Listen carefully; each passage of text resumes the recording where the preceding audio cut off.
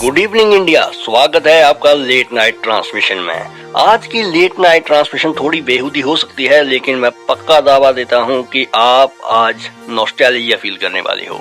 अगर आज आप रात थोड़ी देर के लिए आसमान को ध्यान से देखें तो शायद आपको सिर्फ क्लाउड नजर आए, पर बचपन में आपको याद है कभी कभी ये क्लाउड्स ड्रैगन जैसे दिखते थे।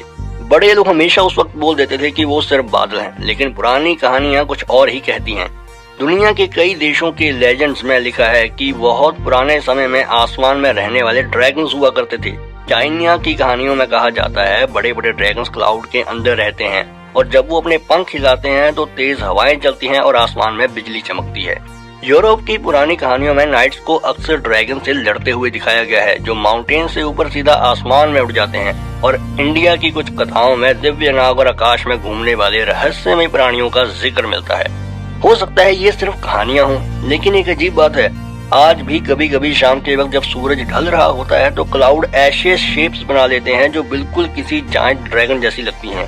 कभी कभी विंग्स जैसी, कभी लंबी गर्दन, कभी ऐसे जैसे कोई बड़ा सा प्राणी आसमान में चुपचाप सो रहा हो और फिर कुछ ही सेकंड्स में वो शेप बदल जाती है, जैसे वो क्रिएचर फिर से क्लाउड्स के अंदर छुप गया हो।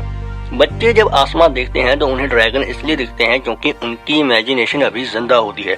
उनके लिए स्काई एक फैंटेसी वर्ल्ड है, जहाँ ड्रैगन्स फ्लाई करते हैं, जहाँ क्लाउड कासल्स बनते हैं और जहाँ हवाएं कहानियां सुनाती हैं। कभी कभी लगता है शायद दुनिया में सबसे ज्यादा मैजिक वही लोग देख पाते हैं जो अभी भी थोड़ा सा बच्चा बने रहते हैं।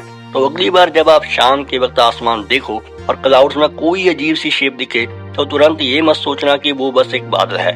हो सकता है वो बादल ही हो सकता है कि आसमान में कहीं कोई पुराना ड्रैगन अभी भी छुपा हो।